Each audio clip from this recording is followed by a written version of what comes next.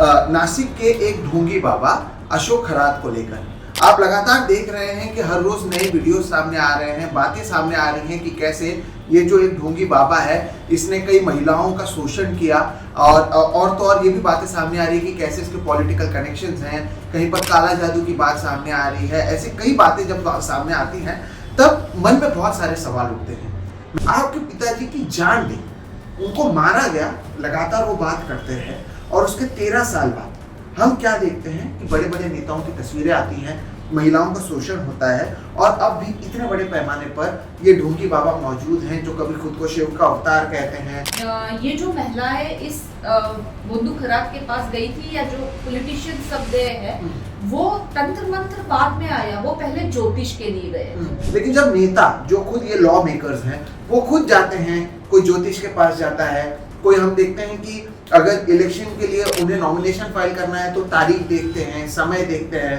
कौन सा कलर का कपड़ा पहनना है वो देखते हैं, तो क्या इन लोगों के खिलाफ ये कार्रवाई नहीं की जानी चाहिए? इसके खिलाफ खरात जैसे भोंदू बाबा हर एक गांव में है। व्हाट इज अंधश्रद्धा? आप इसे कैसे डिफाइन करते हैं? श्रद्धा की दुनिया का काला बाजार है, उसे हम अंधश्रद्धा बोल सकते हैं। प्रधानमंत्री मोदी के एक छोटे भाई हैं, वो खुद मोदी जी ने उन्हें अपना भाई कहा है, उनका नाम है धीरेन्द्र शास्त्री। वो आए थे यही महाराष्ट्र के विदर्भ में और उनका प्रवचन क्या कुछ तो चल रहा था। आपके लोग वहां पर पहुंच गए, उन्हें जाना पड़ा वहां से। तो खुद में दैवी ताकत होने का दावा गैर कानूनी है महाराष्ट्र, क्योंकि जैसे चोर की जाति नहीं होती, चोर का धर्म नहीं होता, वैसे धर्म के नाम पे जो चोरी कर रहा है उसकी भी जाति और धर्म नहीं होती। आपको डर नहीं लगता? आपके पिताजी को मार दिया गया, आप पर, आपके भाई पर इतने केसेस लगातार चल रहे हैं और आपने देखा है कि जस्टिस नहीं मिलता है, आपने देखा है कि कैसे की धमकियां मिलती हैं, फिर भी क्यों आप लोग अब भी लगातार करते इसे आगे बढ़ रहे हैं? क्यों आपको लगता है कि अब भी बोलने की जरूरत है? अंधश्रद्धा निर्मूलनासाठी क्रोधापेक्षा करुणेची आणि उपहासापेक्षा आपुलकीची गरज असते। हिंदुओं की अंधश्रद्धाओं के खिलाफ अंधश्रद्धा समिति बोलती है क्या? जब आपके पिताजी की मौत हो गई थी और उसके बाद पुणे पुलिस की ओर से जब पूरे मामले की जांच की जा रही थी, तब के जो कमिश्नर थे गुलाब राव कोर, वो खुद ब्लैक मैजिक का इस्तेमाल कर रहे थे इस मामले को सॉल्व करने के लिए। तो एक शख्स जिन्होंने पूरी जिंदगी सुपरस्टिशन के खिलाफ लड़ी, उन्हीं के मौत भी नहीं, खून के मामले का जांच के लिए ये ब्लैक मैजिक सो कॉल्ड इस्तेमाल करने की कोशिश कर रहे थे। तब क्या फील हुआ आपको? मैं जिस कार्य क्षेत्र में हूँ वहाँ सक्सेस की भाषा दशकों में नहीं शतकों में करनी चाहिए। रात का मामला सामने आया तो सुप्रिया सुले का एक बयान है जिसमें उनका कहना था कि ये जो महाराष्ट्र के मुख्यमंत्री हैं देवेंद्र फडणवीस, वो नरेंद्र दाभोलकर की जो लड़ाई है उसे आगे लेकर जा रहे हैं क्योंकि उन्होंने एक बाबा को पकड़ लिया।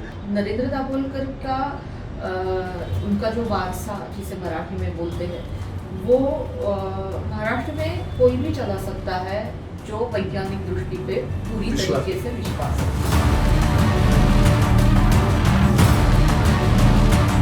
दोस्तों नमस्कार और आप सभी का एक नए एपिसोड में बहुत बहुत स्वागत है। मैं हूं सोहित मिश्रा। महाराष्ट्र की अगर आप बात करें तो पिछले 2-3 हफ्तों से महाराष्ट्र में केवल एक चीज पर चर्चा हो रही है, वो हो रही है नासिक के एक ढोंगी बाबा अशोक खरात को लेकर। आप लगातार देख रहे हैं कि हर रोज नए वीडियो सामने आ रहे हैं, बातें सामने आ रही हैं कि कैसे ये जो एक ढोंगी बाबा है इसने कई महिलाओं का शोषण किया और तो और ये भी बातें सामने आ रही है कि कैसे इसके पॉलिटिकल कनेक्शंस हैं, कहीं पर काला जादू की बात सामने आ रही है। ऐसे कई बातें जब सामने आती हैं तब मन में बहुत सारे सवाल उठते हैं। मैंने इससे पहले वाले वीडियो में भी आपको बताया कि कैसे महाराष्ट्र जैसे प्रोग्रेसिव राज्य में अगर ऐसी घटनाएं नासिक जैसे फर्स्ट टॉप टीयर सिटीज में हो रही है तो ये दर्शाता है कि हमारे समाज में अब भी बड़े पैमाने पर अंधश्रद्धा, सुपरस्टिशन कैसे फैल रहा है और उसका इसी तरह के जो भोंदू बाबा हैं, ये जो फ्रॉड लोग होते हैं, वो कैसे फायदा उठाते हैं। और ये चीजें जब महाराष्ट्र में दर्शकों फैलती है तब इसलिए भी और बुरा लगता है। एक तो क्योंकि ये प्रोग्रेसिव राज्य है भी, ये वो राज्य है जहां पर अंधश्रद्धा के खिलाफ लड़ते लड़ते अंधश्रद्धा का कहीं ना कहीं उजागर करते करते एक शख्स नरेंद्र दाभोलकर, उनकी हत्या की गई क्योंकि लगातार सुपरस्टिशन के खिलाफ बोलते रहे। 20 अगस्त 2013 को पुणे में उन्हें मार दिया गया, लेकिन उसके बावजूद वो और उनकी जो संस्था है महाराष्ट्र अंधश्रद्धा निर्मूलन समिति, उसे अनीस के नाम से भी जाना जाता है, मानस के नाम से भी जाना जाता है, वो लगातार अब भी महाराष्ट्र में अंधश्रद्धा पर बातचीत करते नजर आ रहे हैं।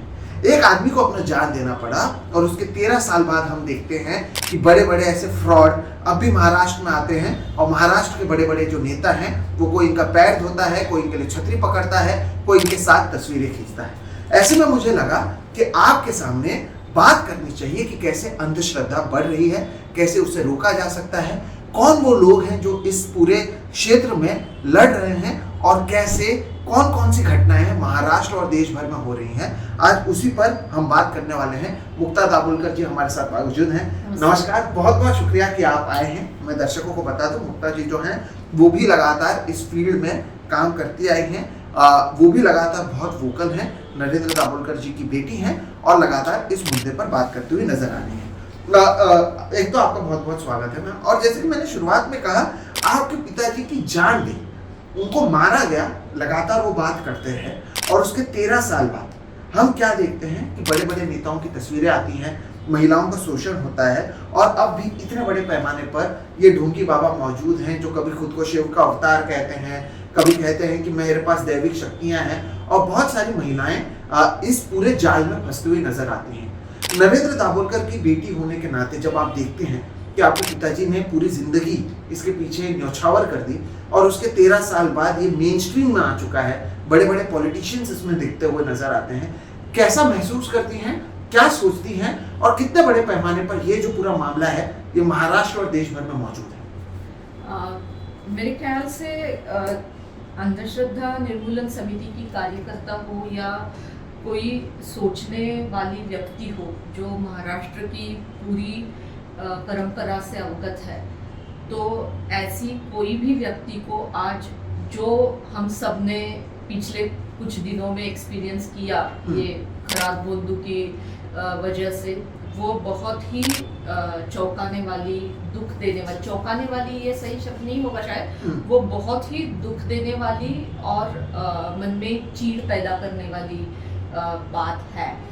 तो पर एक मुद्दा है जो हम हमेशा ध्यान में रखते हैं अंधश्रद्धा निर्मूलन समिति के कार्यकर्ता। मेरे पिता ये कहा करते थे कि उनके शब्दों में अगर ये बयां करूँ तो वो बोलते थे कि मैं जिस कार्य क्षेत्र में हूँ वहाँ सक्सेस की भाषा दशकों में नहीं शतकों में करनी चाहिए, क्योंकि ये कोई 5000 सालों से बोलता आ रहा है कि आपके निजी जिंदगी का कल्याण यहाँ नहीं तो और कहीं होने वाला है, आपके खुद के हाथ से नहीं होने वाला, किसी और के हाथ से होने वाला है।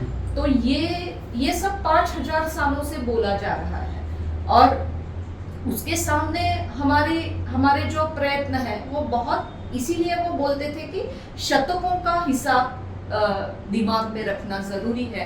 पर ये बात इसलिए भी जरूरी है कि हमारी लड़ने की इच्छा कम ना हो, हम क्या वीक महसूस ना करें, इसलिए भी ये बात जरूरी है। और एक बाजू में ये बात सही भी है कि ये सब चीजें इतने सालों से बोली जा रही है और अभी भी बंद नहीं हुई है। आप देखेंगे तो ये जो महिलाएं इस बोंदू खराब के पास गई थी या जो पॉलिटिशियन सब गए हैं, वो तंत्र मंत्र बाद में आया, वो पहले ज्योतिष के लिए गए थे। तो अभी इतने बड़े पैमाने पे हमारे समाज में बोला जा रहा है कि ज्योतिष एक शास्त्र है, इट्स अ साइंस। तो एस्ट्रोलॉजी और एस्ट्रोनॉमी में फर्क है। अगर आप नासा की वेबसाइट पे जाके देखो, हम बोल रहे हैं इस पे आप विश्वास मत करो, पर नासा की वेबसाइट पे भी लिखा है कि ये एस्ट्रोलॉजी स्यूडो साइंस है। पर फिर भी अगर यहाँ के नेता, यहाँ के मंत्री और जो पढ़े लिखे हैं ऐसे लोग बिलीव करते हैं कि एस्ट्रोलॉजी साइंस है, हमारी जिंदगी में क्या होने वाला है ये बताया जा सकता है, तो वो ये मार्ग को पकड़ के चले तो भोंदू के पास ही जाएंगे। तो भोंदूगिरी के बारे में या यौन शोषण के बारे में जब बात चले तो हम बहुत उसके बारे में सेंसिटिव है, इसके लिए हम बोलते हैं, पर ज्योतिष के बारे में हम थोड़े ही बोलते हैं इस तरीके से, एस्ट्रोटॉक के बारे में थोड़े ही बोलते हैं। तो अगर ये चीज नहीं होनी है तो ये भी बंद होना जरूरी है। सही बात है। तो हमें इस बात से चिंता लगती है, दुख लगता है चीड़ लगती है कि ये सब समाज में हो रहा है, पर ये भी शायद कार्य करता है, इसलिए मन में ठान लिया है कि ये करते ही रहना है अपनी जिंदगी में। जी, जिन लोगों को नहीं पता है मैं आपको पहले ही बता दूं, और एक शर्म की बात भी है कि नरेंद्र दाभोलकर जी को महाराष्ट्र के बाहर बहुत कम लोग जानते हैं, लेकिन आपको यहाँ पर ये मैं बता दूं, अगर संक्षेप में बताऊं कि न केवल वो एक मेडिकल डॉक्टर थे, बल्कि एक प्रोलिफिक राइटर थे, और तो और एक एंटी सुपरस्टिशन एक्टिविस्ट के नाम पर उन्हें जाना जाता था। वो लगातार पूरी जिंदगी उन्होंने साइंस को कैसे आगे बढ़ाएं इस पर बातचीत की, और उन्हें बार बार ये कहते हुए धमकियां भी दे दी गई कि आप इस धर्म के खिलाफ हो, आप उस धर्म के खिलाफ हो, उस पर हम आगे बात करेंगे।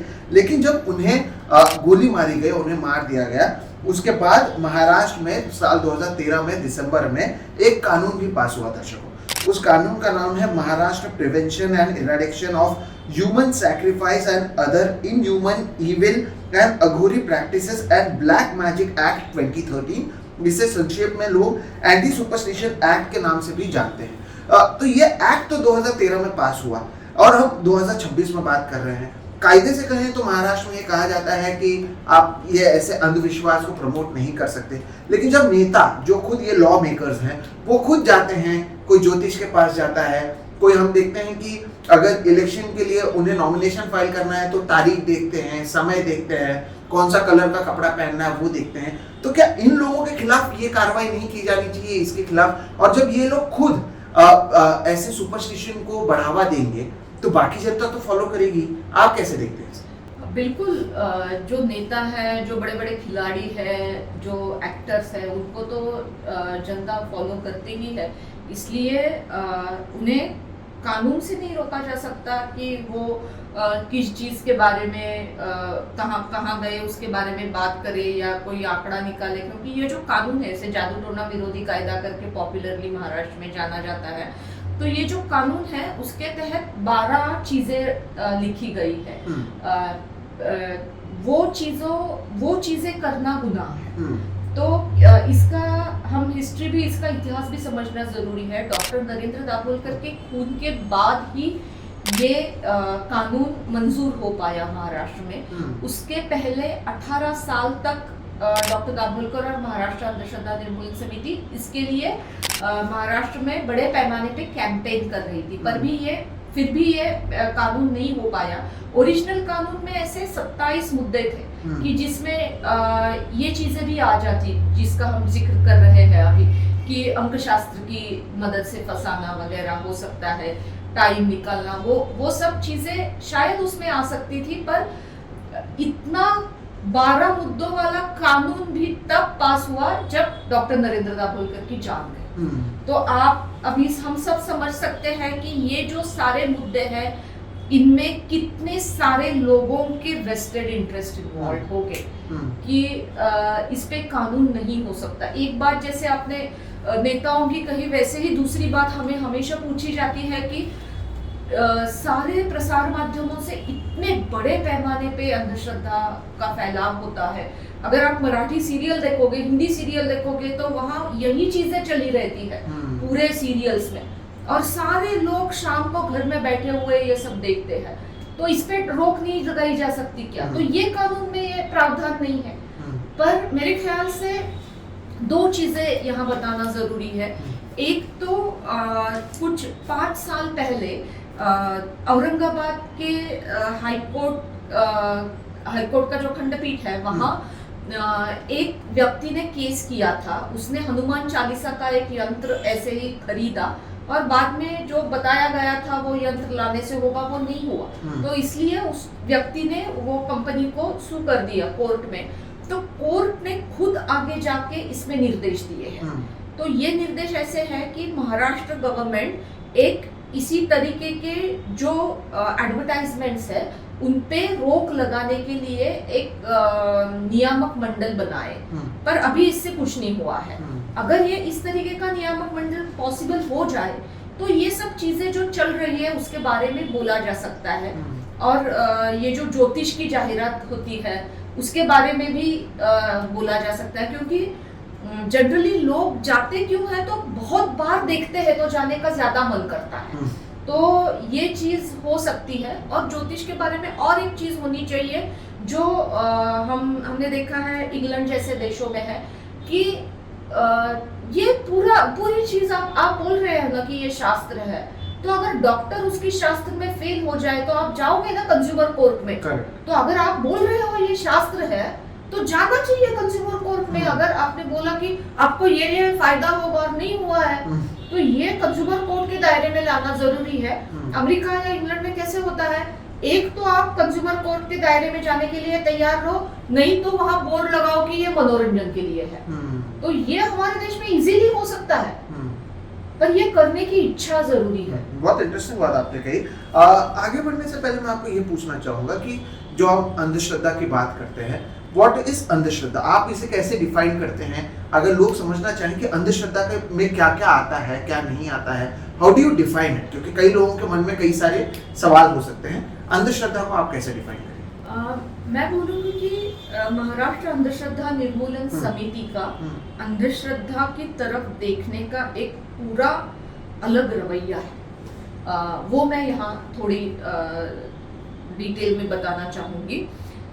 एक तो इजीली ऐसे सादे शब्द में बताया जाए, पहले तो जो श्रद्धा की दुनिया का काला बाजार है उसे हम अंधश्रद्धा बोल सकते हैं इजीली समझने के लिए। पर महाराष्ट्र के एक न्यायमूर्ति महादेव गोविंद रानडे, उन्होंने एक श्रद्धा का डेफिनेशन किया था जो मैं मराठी में पहले बोलूंगी। जी माणसाचा मूल्य विवेक उन्नत करते ती श्रद्धा, यानी आपको अच्छे मूल्य और अच्छे इंसान बनाने के लिए जो काम करती है वो भावना श्रद्धा है। तो हम क्या बोलते हैं कि आपकी श्रद्धा अगर आपको बेटर इंसान बनाती है तो उससे हमें कोई दिक्कत नहीं है, क्योंकि हम मानते हैं सबसे ज्यादा अहम बात नैतिक जीवन है दुनिया में। तो अगर आपकी श्रद्धा आपको नैतिक जीवन की तरफ ले जा रही है तो हमारी और आपकी दोस्ती ही है। पर हम ऐसा मानते हैं कि अल्टीमेट नैतिक जीवन के लिए हमारा विवेक काफी है, ऐसे हम खुद मानते हैं अंधश्रद्धा निर्मूलन समिति वाले। पर ऐसा जरूरी नहीं है कि हर व्यक्ति ऐसा ही माने, पर विवेक के जरिए जहां जा सकता है उसी जगह अगर हम श्रद्धा के जरिए भी पहुंचे तो कोई दिक्कत नहीं है। तो आपका बर्ताव क्या है ये बहुत अहम है, ये एक बात रही। और दूसरी बात रही एक्सप्लॉयटेशन की, कि किस चीज के बारे में जीरो टॉलरेंस होना जरूरी है। तो जहां आपका एक्सप्लॉयटेशन हो रहा है, एकदम ऐसे बिल्कुल ना छुपे इस तरीके का एक्सप्लॉयटेशन हो रहा है, उसके बारे में तो कोई बहस की भी जरूरत नहीं है। जैसे स्त्री संगठन कहते हैं कि वायलेंस इज नॉन निगोशिएबल। तो जैसे जिस तरीके की अंधश्रद्धा में या श्रद्धा में या किसी में भी कोई भी तरीके का वायलेंस है वो तो अंधश्रद्धा ही है, ये एक बात हम इस पे बोल सकते हैं। तो ये तरीके से हम इसकी तरफ देखते हैं, क्योंकि मैं यहाँ बताना चाहूंगी कि डॉक्टर नरेंद्र दाभोलकर ये भी कहते थे, मराठी में ये सेंटेंस है, ये हम बहुत बार यूज भी करते हैं। वो बोलते थे कि अंधश्रद्धा निर्मूलनासाठी क्रोधापेक्षा करुणेची आणि उपहासापेक्षा आपुलकीची गरज असते।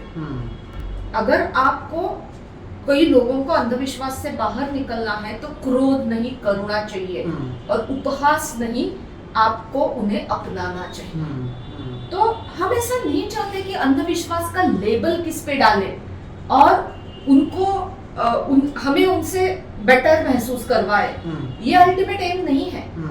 ये लोगों को जानना जरूरी है खुद के लिए कि क्या अंधविश्वास है, और ये महसूस करने की जो प्रक्रिया है वो प्रक्रिया धीरे धीरे करते रहना ये बहुत जरूरी है। तो खुद के समझ के लिए ये इतना सिंपल सा ताबीज हो सकता है मेरे ख्याल से कि आप जो कर रहे हैं वो आपको बेटर ह्यूमन बना रहा है क्या?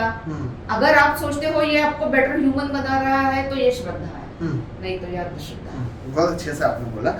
लेकिन हम मुंबई में बैठकर ये इंटरव्यू कर रहे हो, यहाँ पर हम क्या देखते हैं कि अब बड़ी बड़ी बिल्डिंग्स क्योंकि यहाँ पर बहुत आते हैं, तो क्या अंधश्रद्धा को आप ये मान लें कि वो कमर्शियलाइज हो गए, क्योंकि जब भी बिल्डिंग बनते हैं वहां पर अब जो बिल्डर होता है वो बैनर में ये भी लिखता है वास्तु कंप्लायंट। तो अब ये नया मतलब मुझे लगता है 10-20 साल में मुंबई से ये शुरू हुआ, देश भर में हो रहा है, ये वास्तु कंप्लायंट घर बना रहे हैं या फिर खुलकर कहते हैं कि हम ऐसे कर रहे हैं, हम वो कर रहे हैं, ये डायरेक्शन फेसिंग है, वो डायरेक्शन फेसिंग है। तो ये सारी चीजें देखकर आपको नहीं लगता कि जो अंधश्रद्धा है वो और फैलता जा रहा है कि अगर इस डायरेक्शन में मैं बैठूंगा तभी चीजें अच्छी होंगी, उस डायरेक्शन में बैठूंगा तो ऐसे होंगी, और जब बिल्डर यही बोलकर बेच भी रहा है और इस पर कोई रोक नहीं लगाता है, तो इसे आप कैसे देखते हैं? आप मानते हैं अंधश्रद्धा ये जो नए टेक्नोलॉजी इंटरनेट आने से पहले ज्यादा था या अब बढ़ चुका है? ये तो बिल्कुल दिखाई दिया जा रहा है कि ये नई टेक्नोलॉजी का फायदा बहुत हुआ है। जो अंधश्रद्धा फैला के उसका धंधा करना चाहते हैं उनके लिए, तो ये जो वास्तु है वो पूरी तरीके से अंधश्रद्धा ही है। उसमें कोई भी साइंस नहीं है, उसमें कोई भी पुराने जमाने का ज्ञान नहीं है। ये सिर्फ आजकल क्या है कि लोग सीख के आए, लोगों ने डिग्रियां ले ली, तो उन्हें जो गांव के लोगों की अंधश्रद्धा है वो जमाने में उनको थोड़ा सा हिचकिच होता है कि अगर आप बलि दे तो उनको लगता है ये डाउन मार्केट है। तो अगर भूत पे विश्वास करते ऐसे बताया जाए तो डाउन मार्केट है, तो उनका ईगो सेटिस्फाई करने के लिए, पर फिर भी दैववादी विचार सरणी से वो बाहर नहीं आए हैं। विचार तो वही है, पर वो अभी उनको अलग सा बर्ताव करना जरूरी है। अगर कपड़े बदल गए, रहने की जगह बदल गई, तो उनके लिए ये वास्तु का चीज निकाला गया है कि उनको लगता है कि हम कुछ साइंटिफिक कर रहे हैं। सब लोग ये बोलते हैं कि ये इसमें साइंस है, पर उसमें कोई भी साइंस नहीं है। साइंस जो है वास्तु का उसे आर्किटेक्चर बोला जाता है, उसका 4 साल का कोर्स होता है, वहाँ 4 या 5 साल का, वहाँ जाके आपको एंट्रेंस एग्जाम देनी पड़ती है। कोई है क्या एंट्रेंस एग्जाम वास्तुशास्त्री बनने के लिए? है दुनिया में कोई वास्तुशास्त्र के लिए नोबेल प्राइज दिया जाता है क्या?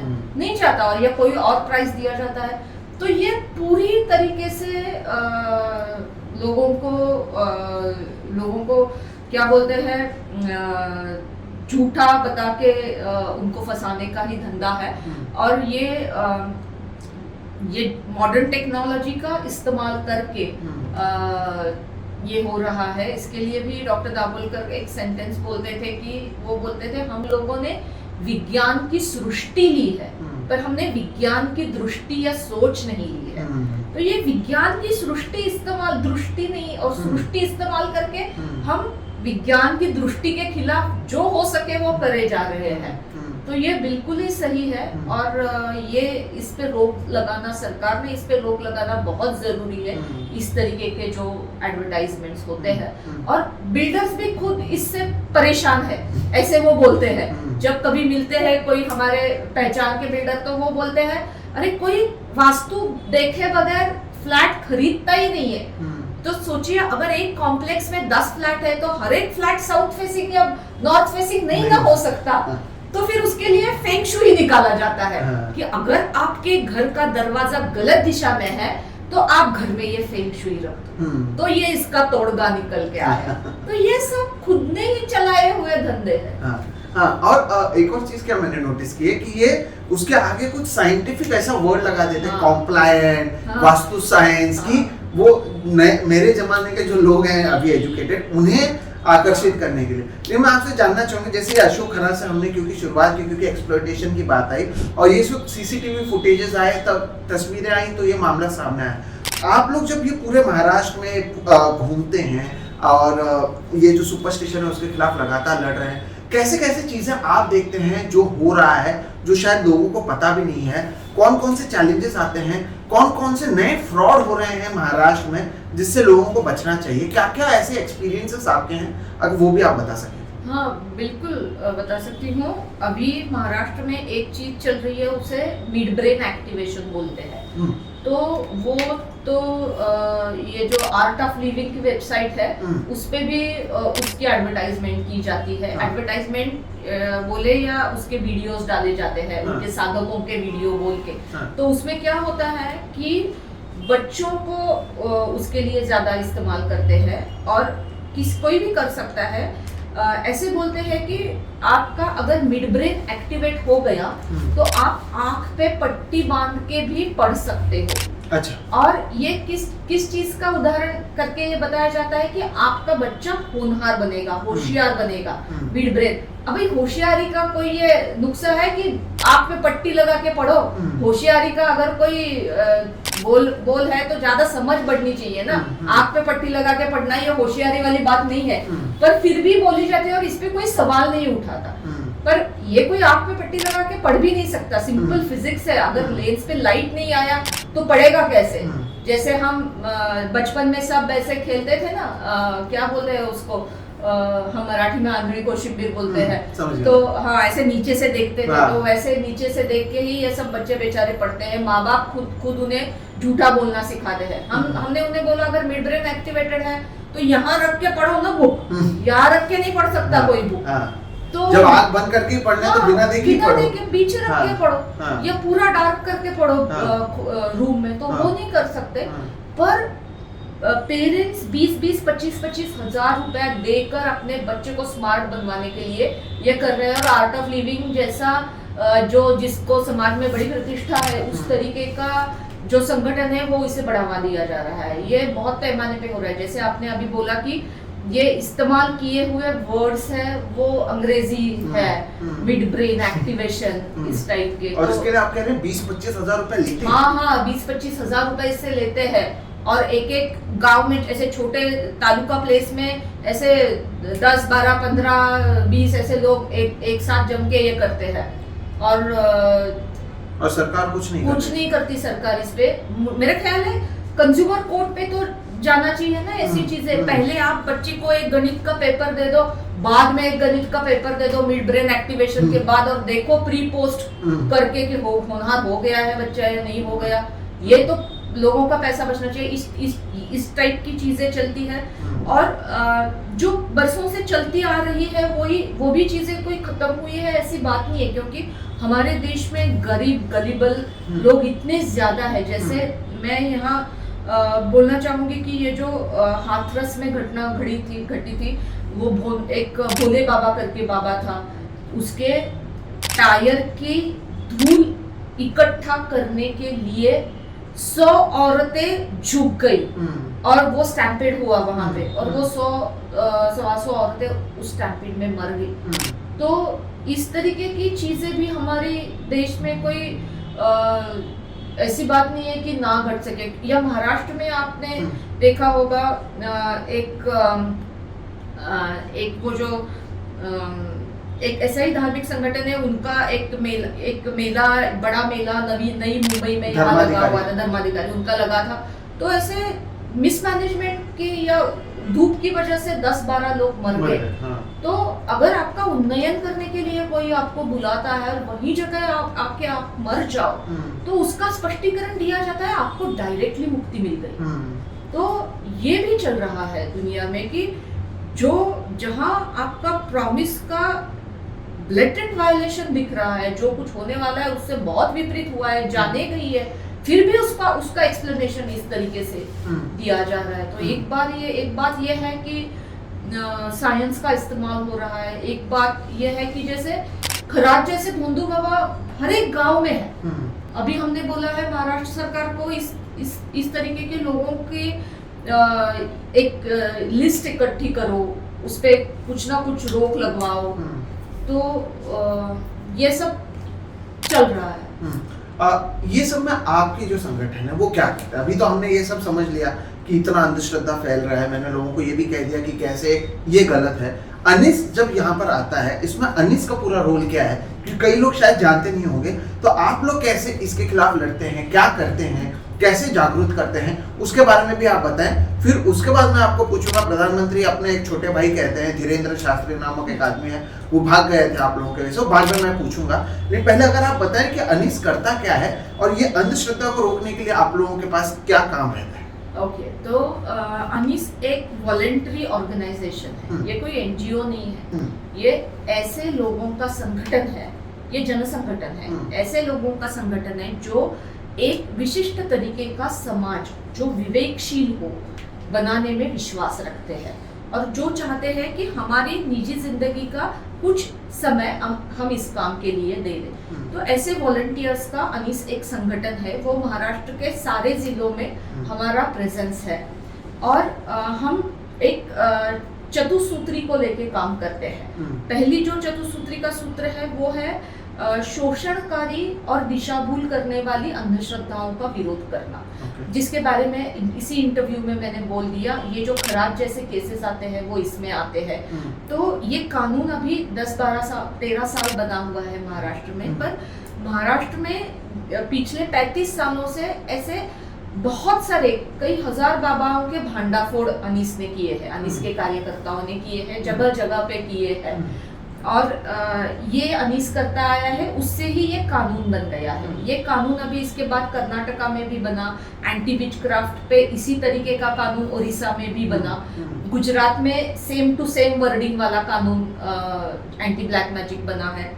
तो ये एक काम पहले हिसाब से करता है, पहले सूत्र से करता है। दूसरा सूत्र है जो हमारी कॉन्स्टिट्यूशन में लिखा है फंडामेंटल ड्यूटी करके, कि वैज्ञानिक सोच रखना हर एक इंडियन की फंडामेंटल ड्यूटी है। तो वो ड्यूटी को लेके समाज में हमारी चाल चलन कैसी होनी चाहिए उस पे हम बड़ी बात छेड़ते हैं समाज में। तो स्कूलों में जाते हैं, बच्चों से बात करते हैं, कॉलेजेस में जाते हैं। हमारे बहुत सारे कार्यकर्ता जो बुआ बाबा चमत्कार करके दिखाते हैं वो बढ़िया तरीके से दिखाते हैं करके, और वो डेमोन्स्ट्रेशन देख के लोगों को पता चलता है कि अरे ये तो हम भी कर सकते हैं, ये तो सिंपल जादूगिरी है। जैसे हवे से राख निकालना, सोना निकालना, बिल्कुल हमारे कार्यकर्ता भी सोने का चेन निकाल सकते हैं हवे से। तो ये सब हम करते हैं इस तरीके का। तीसरा मुद्दा है धर्म की विधायक चिकित्सा करना, धर्म की। तो उसमें क्या आता है कि ये बहुत जरूरी है कि हर एक धर्म को अधिकाधिक मानव केंद्रीय बनना बहुत जरूरी है, ऐसे हम मानते हैं। तो कर्मकांडों से मुक्त और मानव केंद्रीय धर्म कैसा हो सकता है, इसके लिए हम सिर्फ उसकी चिकित्सा नहीं करते, हम उसके पर्याय देते हैं। तो समझिए मैं एक उदाहरण दे दूंगी आपको। कुछ 30 साल पहले महाराष्ट्र के कोल्हापुर जिले में पहली बार अनीस ने विसर्जित गणपति दान करा, ये मुहिम शुरू की। यानी आपका जो गणेश आइडॉल है वो विसर्जन के बाद दान कीजिए, वो लाइव वाटर रिसोर्स में बॉडी में मत डिसॉल्व करने दीजिए। तो पहली बार कुछ 100 मूर्तियां इकट्ठी हो गई। तो अभी उसके बाद महाराष्ट्र में ये जन चलवल बन गई, सारे लोग ये करने लगे। उसके बाद हमने इसका हाई कोर्ट से निर्देश लिया। तो अभी तो ये पूरे म्यूनिसिपल कॉर्पोरेशंस वगैरह ये सब करती है। आपने देखा होगा कि हमारे प्रधानमंत्री भी आज इसका ऐलान करते हैं कि आप जो गणेश का आइडॉल है उसका पर्यावरण पूरक रीति से विसर्जन कीजिए, या आर्टिफिशियल टैंक्स अभी न्यायालय की निर्देश से नहीं बनते हैं। तो ये मूवमेंट है वो अनीस ने शुरू किया और बहुत सारा उसका विरोध भी हुआ, आज भी विरोध होता है उसका अगर करने जाए तो, कि आप फिर सिमिलर टाइप ऑफ ये कि आप धर्म के खिलाफ कर रहे हो। या हम अभी होली हो गई तो महाराष्ट्र में होली में जो पूरण की पोली बनती है वो आग में डालते हैं नैवेद्य करके। तो होलिका में डालते हैं। तो हम एक ऐसा कैंपेन चलाते हैं हर साल कि होळीची पोळी दान करा, होळी लहान करा, पोळी दान करा। तो खाने वाली चीज कोई जलाओ मत, इकट्ठा करो। आप अगर पूरे गांव की एक पूरनपोली भी होली को दे दो तो वो काफी है, अगर ये इतना छोटा सा घास दे दो तो भी काफी है। बाकी जो है वो इकट्ठा करो और डिस्ट्रीब्यूट करो। जो आप हर एक घर से जलाने वाले थे वो मत करो। तो अनीस के कार्यकर्ता ऐसे हजारों पोलियां इकट्ठी करते हैं और वो जिसको जरूरत है वहां जाके बांटते हैं। तो हम अल्टरनेटिव देने में विश्वास रखते हैं, और ये अल्टरनेटिव इसके लिए जरूरी है क्योंकि हर एक इंसान को ये खुद महसूस करवाना चाहिए खुद को कि मेरा धर्म मैं अधिक ह्यूमैनिटेरियन बना सकता हूँ, मेरा धार्मिक वर्तन मैं अधिक मानवता के प्रति संवेदनशील बना सकता हूँ या सकती हूँ। तो इस तरीके का काम करते हैं। और चौथा जो सूत्र है हमारा, वो सूत्र है कि जो सिमिलर टाइप की सोच रखने वाले संगठन हैं उनसे उनके साथ मिलके काम करें, उनसे आदान प्रदान करते रहे, क्योंकि हम जानते हैं कि अंधविश्वास उन्मूलन कोई ऐसे एक ही काम नहीं है, पूरे सामाजिक परिवर्तन से जोड़ी हुई, बहुत ही नजदीक से जोड़ी हुई चीज है। तो इस तरीके का काम कंप्लीटली वॉलेंट्री बेसिस पे ये काम चलता है। हमारा एक प्रकाशन विभाग है जिससे हमने हमारे 50 टाइटल्स है, वो हमारे कार्यकर्ता गांव-गांव जब जाके बेचते हैं, बहुत सारी छोटी कीमत में है, वो लोगों की तरफ पहुंच जाते हैं। तो एक हमारा मैगजीन है, वो 35 सालों से चल रहा है। उसका नाम भी बता दें। हाँ, उसका नाम है अंधश्रद्धा निर्मूलन वार्ता पत्र, ये मराठी में है। उसका ANS वार्ता करके वेबसाइट भी है, वहां पे जाके जिन्हें मराठी आती है वो पढ़ भी सकते हैं। तो इस तरीके से मल्टी प्रॉन्ग अप्रोच लेके गाने बहुत बनाए हैं चलबल के, तो जहां जाए वो गाने गाते हैं। तो ये एक जीने का रवैया है, वो हम समाज को बताना चाहते हैं कि ये इस तरीके से जिए तो हम लोगों को मजा आता है। आप भी जी के देखो जी। तो आप वही कर रहे हैं जो संविधान में लिखा है, एक साइंटिफिक टेम्परामेंट रखने की बात कर रहे हैं जिससे आप आगे बढ़ाएं। लेकिन यहाँ पर मैं आपको बताता हूँ सवाल कैसे होगा। अब जैसे मेरे खुद के घर का मैं एक्सपीरियंस बताता हूँ आपको, कि मेरे घर पर बचपन से मुझे बुलाया गया कि गणपति के पहले दिन चांद को नहीं देखना है, और अगर देखोगे तो पूरा साल खराब जाता है, या ये होता है वो होता है। तो ऐसे में क्या होता है कि आदमी सोचता है अरे मैं एक दिन चांद नहीं देखूं तो इसमें किसका नुकसान हो रहा है, लेकिन एक तरीके से वो अंधश्रद्धा को कैसे बढ़ावा मिलता है। तो ऐसे भी तो लोग होंगे जो डर का ये जो पूरा धंधा है उसमें फंसते हैं। वो सोचते हैं कि अरे अगर मैं जो आपने जैसे पूरन पोड़ी की बात की, अगर मैंने जला दिया तो किसको नुकसान हो जाता है, या फिर अगर ऐसी चीजें कर ली कि मैं लेफ्ट से आया राइट से नहीं गया तो कैसे नुकसान हो जाता है। तो ये सारी चीजों को जब आप देखते हैं जिसमें दूसरे को नुकसान नहीं होता है, लेकिन डर का जो धंधा फैलाया जाता है, इसे आप कैसे देखते हैं? क्योंकि इसमें तो लोग कहेंगे कि अगर ये वाला फूल ये वाले तारीख को मैंने ये वाले भगवान को चढ़ा दिया तो नुकसान कैसे है, और मेरा अच्छा ही हो जा रहा है। या वो भगवान कहते हैं कि आज तुम पीले रंग के कपड़े पहन लो तो तुम्हारा अच्छा हो जाएगा, तो इसमें नुकसान किसी का नहीं है, लेकिन फिर इससे आप गलत मानते हैं, नहीं मानते हैं, इससे अंधश्रद्धा फैलता है। बिल्कुल, ये तो साइंटिफिक टेम्परामेंट के खिलाफ ही बर्ताव है।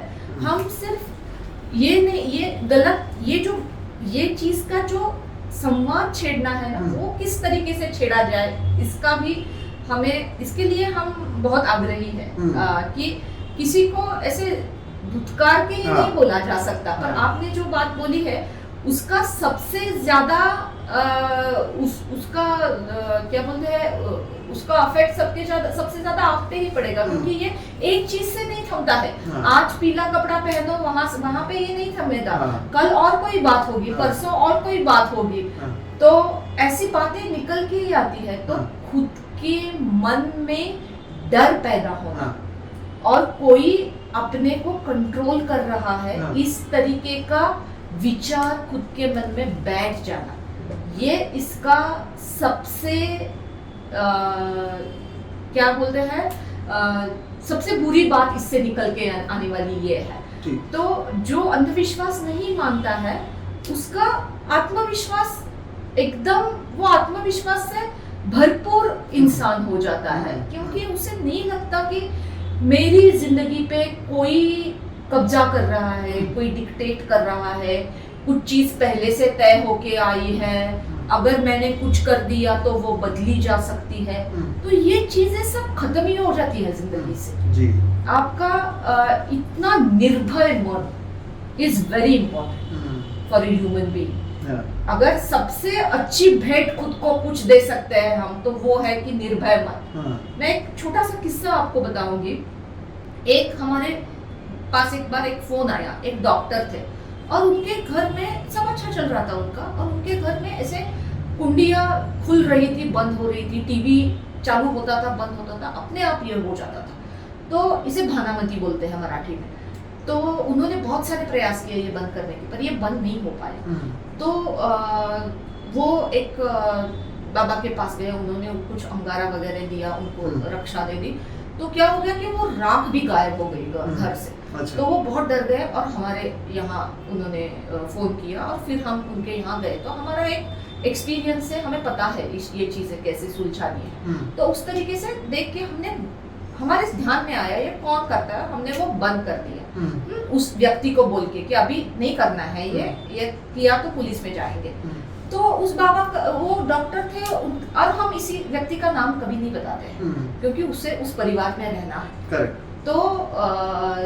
तो वो डॉक्टर ने बहुत पूछा फिर भी हमने नहीं बताया। 3-4 दिन बाद उनका मुझे फोन आया, उन्होंने बोला अरे यही व्यक्ति मेरे घर में ये कर रही थी ना, पर मैं डॉक्टर हूँ फिर भी मेरे समझ में क्यों नहीं आया जो आप लोगों को 3 घंटे में समझ में आया सबसे बोल के। तो मैंने उनको बताया एक ही फर्क है आप में और हम में, वो फर्क है कि आपको 99% विश्वास है कि आपको कोई कंट्रोल नहीं करता और हमें 100% विश्वास है कि हमें कोई कंट्रोल नहीं करता। तो ये जो 100% विश्वास है ना, अगर आपको कोई नहीं कंट्रोल करता है इस पे, तो आपको जो निर्भयता प्राप्त होती है वो उसकी कीमत किसी भी चीज में नहीं की जा सकती। तो ये जैसे मेरे पिता बोलते थे, तो जो युवा उनके साथ बोलते थे कि वो बोलते थे कि विवेक की सोच से दुनिया बदलेगी या नहीं मुझे पता नहीं, पर मैं आपको गारंटी दे सकता हूँ कि आपकी जिंदगी बदलेगी। तो ये जो चीज है ना, तो वो आपकी जिंदगी बदल देगी। बहुत अच्छा आपने बोला भी कि अंधविश्वास पर नहीं, आत्मविश्वास पर भरोसा करना चाहिए।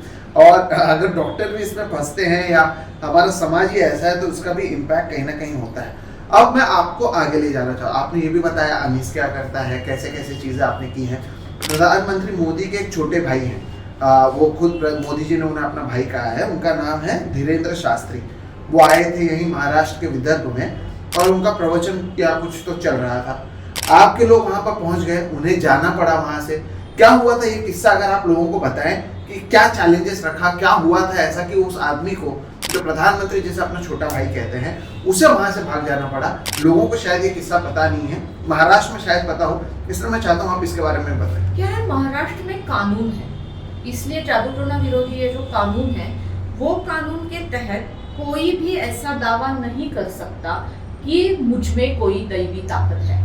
तो खुद में दैवी ताकत होने का दावा गैर कानूनी है महाराष्ट्र में। तो इसलिए जब धीरेन्द्र शास्त्री ने वो दावा किया तो वो मेरे में कुछ ताकत है और इसकी वजह से मैं ये कर सकता हूँ, तो वो कानून के तहत आ गए।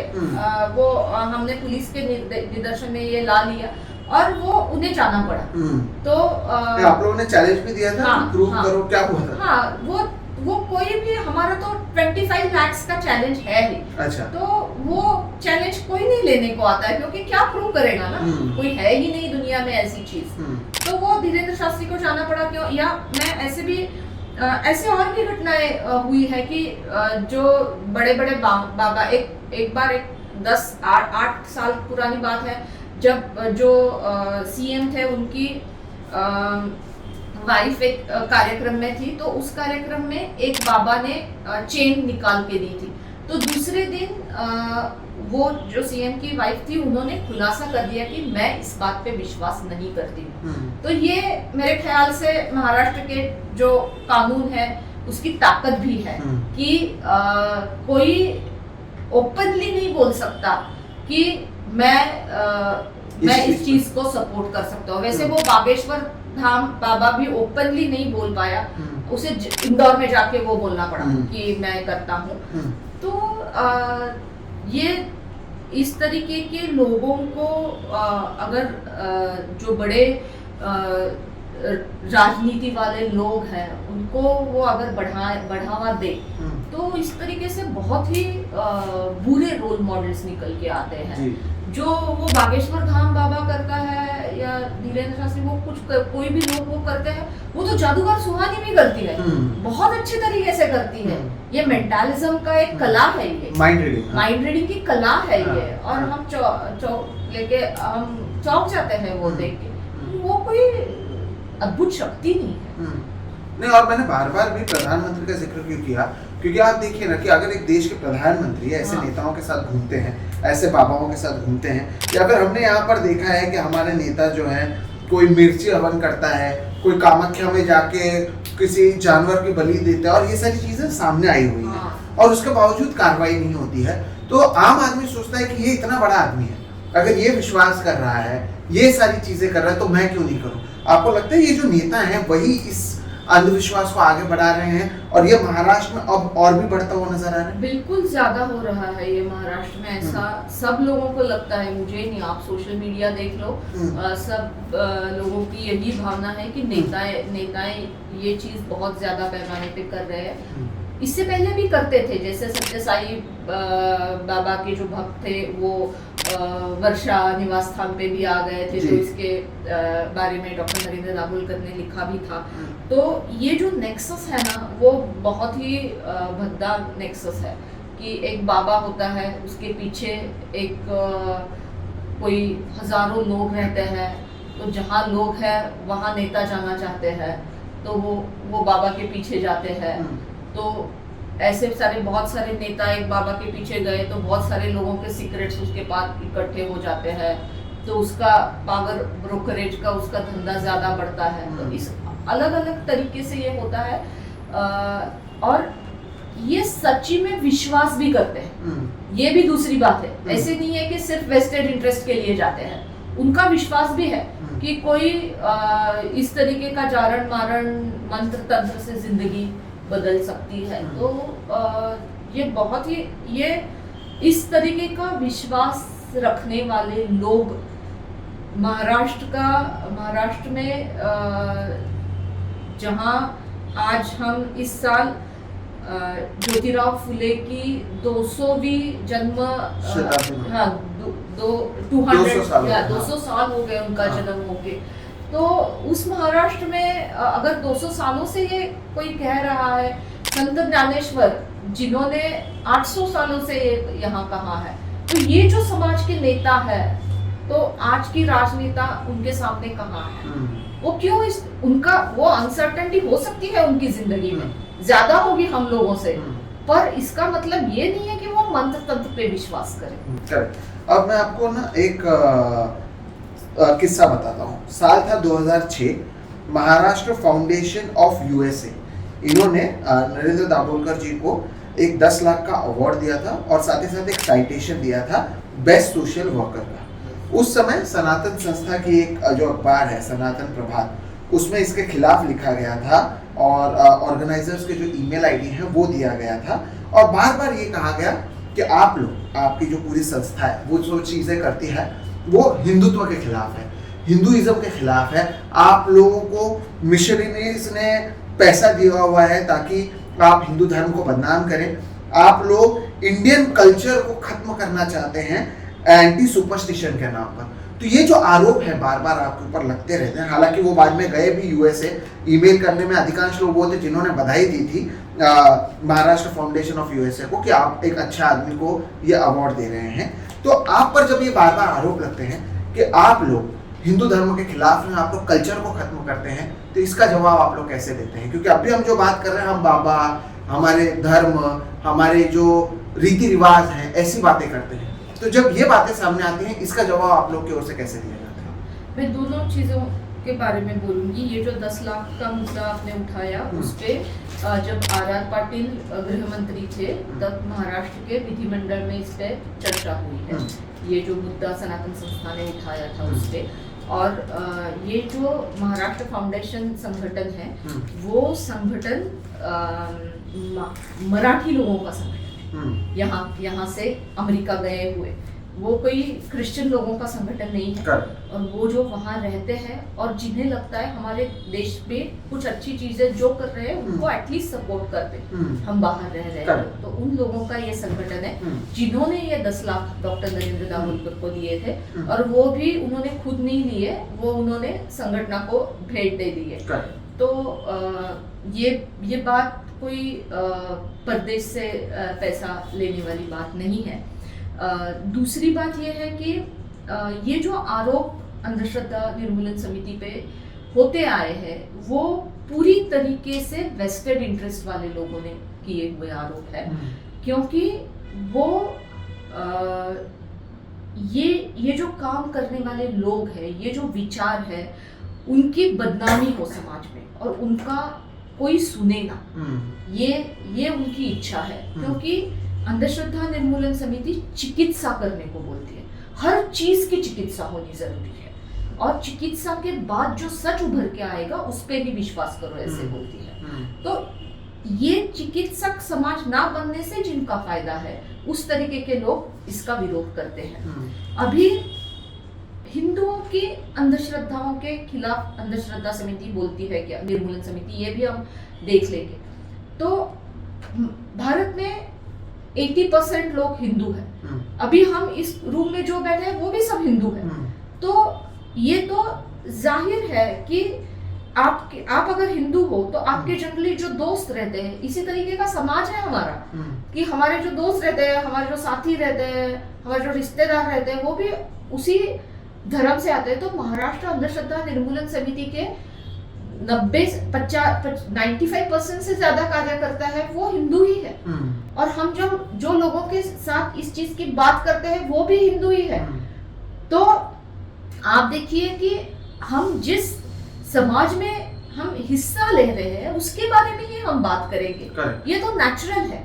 पर ये दो चीजें रखनी सामने जरूरी है कि जब भी कभी जो भोंदू बाबा हुआ है उसकी बात चली है, तो महाराज वो उसका धर्म कोई भी हो, उसके बारे में अंधश्रद्धा निर्मूलन समिति ने हमेशा ऐलान किया है। फॉर एग्जाम्पल मैं एग्जाम्पल दूंगी कि जब मदर तेरेसा को संत पद दिया गया था वेटिकन चर्च में, तो उनके काम के लिए नहीं दिया गया था, उनके नाम पे जब एक चमत्कार लग गया तभी वो उन्हें सेंट डिक्लेयर किया गया। तो तभी तो कुछ जमाना भी नहीं था ईमेल वगैरह का, तो हमने यहाँ से सिग्नेचर्स करके वो पोप को भी भेज दिए थे कि अगर आपको देना है किसी को संत पद तो उसके लिए चमत्कार जरूरी नहीं होना चाहिए, उसके लिए ह्यूमैनिटेरियन वर्क जरूरी हो। या बहुत सारे मुस्लिम बाबा बुआओं पे भी अनीसा ने कार्रवाई की है। एक बात जो मैंने पहले बोल दी कि अपना धर्म अधिक मानव केंद्री बनाना, ये जो अनीसा का कार्यक्रम रहा है उसमें हम एक जैसे विसर्जित गणपति दान करा करते हैं वैसे ही हम बकरी ईद निमित्त रक्तदान ये एक चीज करते हैं। अच्छा। तो उसमें क्या है कि कुर्बानी ये जो कंसेप्ट है उसमें ऐसी चीज का कुर्बान करनी है जो खुद को प्यारी हो। तो खुद को प्यारी हुई चीज कुर्बान करनी है तो आप बकरी का बलि मत दो, आप अपना खुद का खून दे दो उसके लिए, जो ब्लड डोनेशन हो सकता है। मटन खाने से कोई दिक्कत नहीं है किसको, सब कोई जिसे चाहिए वो खा ले, पर कुर्बानी का जो मतलब है वो कुर्बानी का मतलब आप नए तरीके से समझ लो। ऐसे करके हमने वो एक प्रोग्राम चालू किया और वो भी महाराष्ट्र में अच्छे तरीके से चल रहा है। उसके बारे में डॉक्टर नरेंद्र दाभोलकर क्या बोलते थे मैं आपको बोल दूं। वो बोलते थे कि एक 10 रूम्स का घर है और वो बोलते थे मैं अगर उनमें से 10 ही रूम्स में अंधेरा है, कचरा है, हाँ, तो मैं अगर उनमें से 9 रूम झाड़ रहा हूँ और वहां पे दिया जला रहा हूँ तो क्या आप मुझे पूछेंगे कि आप 9 रूम क्यों झाड़ रहे हैं? तो मेरा ये बिल्कुल मानना है कि मैं जब 9 रूम्स की सफाई करने का काम करूंगा तो एक बार वो 10वीं रूम साफ करने का भी किसी के मन में आएगा और वो 10 जो 9 रूम में मैं जलाया रहा हूँ दिया उसका प्रकाश वहां भी जाएगा। तो ये भी एक एनालॉजी है। दूसरी एनालॉजी जो हमने देखा है कि अभी ये जो हो रहा है बकरी ईद निमित्त रक्तदान के बारे में, तो समाज में ऐसी चीजें चलती है तभी समाज हर एक अलग अलग तबके का समाज इसमें शामिल होता है। तो ये और इसमें काव्यगत न्याय जिसे बोलते हैं ना उसका पोएटिक जस्टिस उसका भी मैं जिक्र करना चाहूंगी कि ये जादू टोना विरोधी कानून के जितने सारे विरोध हुए वो इसी मुद्दे पे हुए कि ये हिंदू धर्म के खिलाफ है। हाँ, इतने उच्चारों में ये बोला गया कि लोगों के मन में संदेह पैदा किया गया, पर इसके तहत जो पहला गुनाह दर्ज हुआ वो एक मुस्लिम बाबा के खिलाफ है। अच्छा। नांदेड़ में वो दर्ज हो गया और उसमें हमारा तो कोई रोल नहीं है, पुलिस ने वो दर्ज किया। तो और अगर आप देखोगे उसमें जो गिरफ्तार हुआ है उसमें हिंदू भी है, मुस्लिम भी है, क्रिश्चियन भी है, बौद्ध भी है, सब तरीके के लोग हैं। क्योंकि जैसे चोर की जाति नहीं होती, चोर का धर्म नहीं होता, वैसे धर्म के नाम पे जो चोरी कर रहा है उसकी भी जाति और धर्म नहीं होता। तो ये सारा सर गलत और झूठे आरोप है, और मुझे नहीं लगता महाराष्ट्र में अभी इस पे कोई क्या करते हैं विश्वास रखता है। पर एक चीज है ना प्रोपेगेंडा के युग में, कि अगर आपको झूठ फैलाना है तो एक बार बोलो, 100 बार बोलो, 1000 बार बोलो, लाख बार बोलो, तो कोई ना कोई देखे। तो ये चालू ही है, और हम सोचते हैं कि ये हमारे काम का हिस्सा है। सही बात है। नहीं, और आप लोगों ने तो लगातार बोला भी है। अब मैं क्योंकि इसके लिए रिसर्च कर रहा था तो बहुत सारे गूगल पर मैं न्यूज़ देख रहा था, और जैसे कि मैंने शुरुआत में भी कहा कि सैडली इंग्लिश में या हिंदी में ज़्यादा चीज़ें नहीं लिखी हैं, लेकिन कैरावान का एक आर्टिकल मिला जिसमें दाभोलकर जी की जो किताब है द केस फॉर रीज़न, उसके कुछ उसमें लेख छपे थे। तो उसमें उन्होंने बताया कि कैसे उन पर प्रेशर आया बहुत ज़्यादा, हिंदू जन जागृति समिति की ओर से, सनातन संस्था की ओर से, बीजेपी शिवसेना के नेताओं की ओर से। और तो उस समय ये लिखा गया था जब का ये आर्टिकल है कि तब इन पर 14 केसेस इन पर और इनके ऑर्गेनाइजेशन पर थे, सनातन संस्था अकेले उनकी ओर से, और तब 4 करोड़ से ज़्यादा के अमाउंट जो है डिमांड किए गए थे। आप लोग अब एक ऐसे समय में ये सारी बातें हम कर रहे हैं जब यहाँ पर ये कहा जाता है कि हिंदुओं की सरकार है, हम ये कर रहे हैं, हम वो कर रहे हैं। अब कितने मामले दर्ज होते हैं, कैसा प्रेशर आप पर है, दबाव आता है, धमकियां आती हैं। आपके पिता को गोली मारा गया था और उसमें 2 लोगों को लाइफ इम्प्रिजनमेंट हुआ, 3 लोग जो हैं वो छूट गए थे। ये मामला जो है ये अभी महाराष्ट्र के लोगों को पता है, उनके लिए बड़ी बात है। आप लोग पर कैसा प्रेशर अब भी आता है, किस तरह के प्रेशर्स को आप झेलते हैं, क्या क्या धमकियां आती हैं, ये भी मैं चाहता हूँ कि आप बताएं। अभी क्या है, वो जादूटोना विरोधी कानून जो है वो अभी कानून है महाराष्ट्र में। तो अभी वो सिर्फ हमारा जिम्मा नहीं है, वो सरकार की भी जिम्मेदारी है वो, क्योंकि लॉ है वो महाराष्ट्र का, तो वो तो होना जरूरी है। पर अभी मैं आपके दर्शकों को बताना चाहूंगी कि अभी ये खराब का मुद्दा निकलने के बाद महाराष्ट्र के नांदेड़ जिले में हमारे एक कार्यकर्ता ने एक बाबा का भंडाफोड़ किया। पुलिस ने वो बाबा पे केस भी कर दी। तो जमानत मिलने के बाद वो बाबा ने जाके एक वीडियो बना दिया और उसमें उसने जो जी चाहे बोल दिया कि कैसे ये लोग धर्म के खिलाफ हैं। तो ये बोलने के लिए कुछ भी नहीं लगता है, कैमरा लगता है और अपने मुंह से जो चीज आए वो बोल दिया जाए और दूसरे पे आरोप किया जाए। तो इस तरीके की जो चीजें समाज में चलती रहती है उससे कार्यकर्ताओं पे दबाव बनाने की कोशिश रहती है। तो ये तो अंधश्रद्धा निर्मूलन समिति के जो कार्यकर्ता है उनके अनुभव में आता ही रहता है, ये चीजें तो चालू रहती है।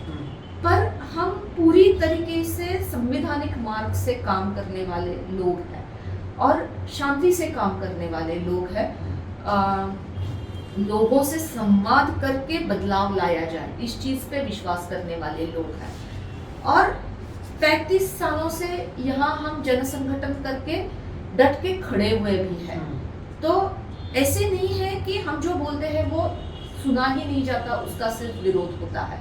तो एक बाजू में विरोध है, एक बाजू में भड़काए जाने की कोशिश होती रहती है, पर दूसरी बाजू में ऐसा भी बहुत सारा जनप्रवाह है कि जिन्हें लगता है इन लोगों के कहने में कुछ दम है। तो ये दोनों चीजें एक ही टाइम पे मौजूद है। और जब तक गवर्नमेंट प्रोएक्टिवली इस तरीके के बाबा बुआओं को वो गलत है करके उनको रोकेगा नहीं, तब तक उनमें ये हिम्मत आती ही रहेगी कि जो हम जैसे लोग उन्हें गलत बोल रहे हैं उनके बारे में कुछ अपप्रचार किया जाए। ये आपको डर नहीं लगता? आपके पिताजी को मार दिया गया, आप पर, आपके भाई पर इतने केसेस लगातार चल रहे हैं और आपने देखा है कि जस्टिस नहीं मिलता है, आपने देखा है कि कैसे की धमकियां मिलती हैं, फिर भी क्यों आप लोग अब भी लगातार करते इसे आगे बढ़ रहे हैं? क्यों आपको लगता है कि अब भी बोलने की जरूरत है? डर तो लगता है, क्यों नहीं लगेगा डर? क्योंकि अगर मेरे पिता का कत्ल हुआ है इस काम के बारे में और वो कातिल के जो मास्टरमाइंड है उन्हें नहीं पकड़ा गया है, जो सिर्फ शूटर्स है उन तक पुलिस पहुंच पाई है, तो डर तो लगेगा, हम्म, पर हम ये डर खुद पे हावी नहीं होने देते हैं, क्योंकि हम ये सोचते हैं कि हमें उस तरीके का समाज बनाना है जिस तरीके का ये समाज हो, हम ऐसे चाहते हैं, और उसके लिए हमारा ये कंट्रीब्यूशन है, उसके लिए हमें ये करना जरूरी है। तो पहले जब डॉक्टर नरेंद्र दाभोलकर का कत्ल हुआ तो एक बहुत सारी ज्यादा इमोशनल रिएक्शन थी कि ये बहुत गलत हुआ है। अगर कोई ये समाज सही दिशा में जाए, इसके लिए इतनी जेंटली बोल और इतने सच्चे दिल से काम कर रहा है, तो उसकी अगर इस समाज में कत्ल होती है तो इसके खिलाफ खड़ा रहना जरूरी भी। और ये सिर्फ मेरे लिए और मेरे भाई के लिए सही नहीं है, ये महाराष्ट्र अंधश्रद्धा निर्मूलन समिति के जो हजारों कार्यकर्ता हैं उन सबके लिए सही है, क्योंकि यहाँ कार्यकर्ता को कुछ भी पैसे नहीं मिलते, समझिए ट्रैवल का भी एक्सपेंसेस नहीं मिलते। वो लोग चाहते हैं कि इस तरीके का समाज बनाए, इसलिए वो काम करते हैं। तो अपनी अपनी जगह पे जो चैलेंजेस इनसिक्योरिटी को लेके है, वो यानी ये धमकियों की वजह से, तो वो सब कार्यकर्ताओं पे छोटे बड़े पैमानों पे आती ही रहती है। पर मेरे ख्याल से हम अपनी परंपरा से भी, जो महाराष्ट्र की परंपरा है, उससे भी हम अपनी खुद की ताकद लेते हैं कि आज कोई भी बोल देता है फुले शाहू आंबेडकरांचा महाराष्ट्र, पर सही में फुले शाहू आंबेडकरांचा महाराष्ट्र है, सही में शिवाजी महाराज का महाराष्ट्र है, सही में ज्ञानेश्वर और तुकाराम का महाराष्ट्र है, सही में डॉक्टर दाभोलकर का महाराष्ट्र है। तो सही में ऐसी ट्रेडिशन इस राज्य को है कि जिसकी वजह से हमें लगता है कि इस ट्रेडिशन का हिस्सा बनने के लिए हमें डट के खड़े रहना जरूरी है। तो डर तो बिल्कुल है नहीं है, ऐसे बोला तो वो झूठ रहेगा, पर डर के बावजूद भी काम करना है, ये ठान भी लिया है लोगों ने। अब क्योंकि आप लोग लगातार काम कर रहे हैं और एक खराब वाला मामला सामने आया था, ऐसे कौन कौन से डर फैलाए जाते हैं जिससे लोगों को बचना चाहिए, क्योंकि आपका एक्सपीरियंस है, क्या क्या ऐसा कहा जाता है जो फ्रॉड होता है जिससे लोगों को बचना चाहिए, ये बातें भी अगर आप एक दो एग्जांपल दे दें कि ये इनके ट्रिक्स होते हैं जिससे आप बचें, ताकि लोगों को कम से कम सतर्कता रहे। हाँ बिल्कुल, बताना चाहूंगी, ये रुद्राक्ष बेचे जाते हैं। एक मुखी रुद्राक्ष बहुत सारे हजारों रुपए में बेचा जा सकता है, तो वो गले में पहनने से कुछ नहीं हो सकता। अगर आप एक सीधा रुद्राक्ष भी अगर आपको अच्छा लगता है तो 10 रुपए में लेके आओ, तो वो भी आपको जो अच्छा लगना है उतना ही होना है और उससे ज्यादा कुछ नहीं होना है। या टैरो कार्ड रीडिंग का आज बहुत सारा निकल के आया है, जो सभी छोटे बच्चे यानी जवान बच्चे हैं, वो सभी टैरो कार्ड रीडिंग पर बहुत सारा बिलीव करते हैं। वो पत्तों का इस्तेमाल करके भविष्य बोला जा सकता है, वो भी गलत बात है। वास्तु ये एक बड़ा झूठा धंधा आजकल हमारे यहाँ, और सिर्फ बम्बई में नहीं, अभी मैंने जो महाराष्ट्र का दौरा किया तो सभी जगह अगर छोटे छोटे गांवों तक ये वास्तु का झूठ फैलाया गया है, वो एक गलत चीज है। या ये जो तंत्र मंत्र में कुछ साइंस है, या तंत्र मंत्र में कुछ हमारे पुरखों का ज्ञान है, इस तरीके की जो बातें की जाती है वो बातों से भी दूर रहना बहुत जरूरी है।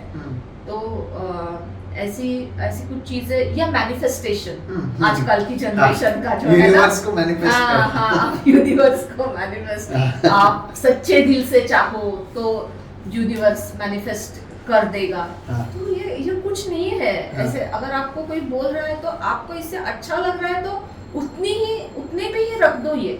उसके लिए जाके किसी मत मिलो, किसकी मत सुनो, किसी को भी पैसे मत दे दो। खुद के मन को अच्छा लग रहा है तो उतना ठीक है, पर उसमें कोई तथ्य नहीं है। तो ये सारी ऐसे नई चीजें निकल के आती हैं। लेकिन आप लोग ये सब चीजें करते हैं, और मैं फिर इसी चीज पर आऊंगा। आपको पर्सनली तब कैसा लगा था जब आपके पिताजी की मौत हो गई थी, और उसके बाद पुणे पुलिस की ओर से जब पूरे मामले की जांच की जा रही थी, तब के जो कमिश्नर थे गुलाबराव पोर, वो खुद ब्लैक मैजिक का इस्तेमाल कर रहे थे इस मामले को सॉल्व करने के लिए। तो एक शख्स जिन्होंने पूरी जिंदगी सुपरस्टिशन के खिलाफ लड़ी, उन्हीं के मौत भी नहीं, खून के मामले का जांच के लिए ये ब्लैक मैजिक सो कॉल्ड इस्तेमाल करने की कोशिश कर रहे थे। तब क्या फील हुआ आपको, और तब क्या आपका रिएक्शन था इसे लेकर? हमने तो कंडेम ही कर दिया हाँ। ये, और रिएक्शन क्या हो सकता है। हाँ। और बहुत ही क्या बोलते हैं कि मति कुंठित हो जाना, इसी तरीके का रिएक्शन हम सबका रह गया कि जी। अपना अपना जो जिम्मा है वो नहीं उठा रहे हैं पुलिस, ढूंढ नहीं रहे हैं कातिलों को, ये चीजें करे जा रहे हैं। अभी क्योंकि ये खराब का मामला सामने आया था तो सुप्रिया सुळे का एक बयान है जिसमें उनका कहना था कि ये जो महाराष्ट्र के मुख्यमंत्री हैं देवेंद्र फडणवीस, वो नरेंद्र दाभोलकर की जो लड़ाई है उसे आगे लेकर जा रहे हैं क्योंकि उन्होंने एक बाबा को पकड़ लिया। ये बात को आप सही मानती हैं, हाँ या ना? मेरे ख्याल से उन्होंने वो बाद में मुकर गई, वो हाँ। अपने उनके जो एक प्रवक्ता है उन्होंने ट्वीट करके वो बता दिया कि ये उन्होंने वो वीडियो भी डाल दिया हाँ। कि जिसमें वो अलग अलग स्टेटमेंट उन्होंने किए थे, तो कि उन्होंने नरेंद्र दाभोलकर के बारे में बोला था और बाद में मुख्यमंत्री के बारे में बोला था। हाँ। तो ये उनके प्रवक्ता ने बाद में ट्वीट करके वो स्पष्टीकरण दिया है। फिर भी नरेंद्र दाभोलकर का उनका जो वारसा जिसे मराठी में बोलते हैं वो महाराष्ट्र में कोई भी चला सकता है जो वैज्ञानिक दृष्टि पे पूरी तरीके से विश्वास रखता है, पूरी तरीके से हाँ। विश्वास रखता है। अब मेरा आखिरी सवाल है, जो लोग जुड़े हुए हैं, अगर कोई अनिस ज्वाइन करना चाहता है, आपके साथ मिलकर काम करना चाहता है, तो कैसे कर सकते हैं, कैसे वो पढ़ सकते हैं, कैसे वो कांटेक्ट कर सकते हैं, वॉलंटियर कैसे कर सकते हैं? बिल्कुल, आप कोई भी अनिसा का कार्यकर्ता बन सकता है। उसके लिए आप हम महाराष्ट्र में ही मौजूद हैं, हम महाराष्ट्र के बाहर संगठन करके मौजूद नहीं है। आप महाराष्ट्र के किसी भी जिले में हो, उस जिले में आप पत्रकारों से पूछ सकते हो या किसी से पूछ सकते हो कि अनिसा का कार्यकर्ता कौन है, उससे आप जुड़ सकते हो। नहीं तो मैं फ़ोन नंबर भी आपके जरिए दे दूंगी, आप वो नीचे अगर मैं उसे पिन कर दूंगा। हाँ, तो उस पे फ़ोन करके भी आप पूछ सकते हो कि मैं इस ज़िले में हूँ तो मैं किससे जुड़ जाऊँ, तो हम आपको वहाँ के जो लोग हैं उनसे जोड़ देंगे।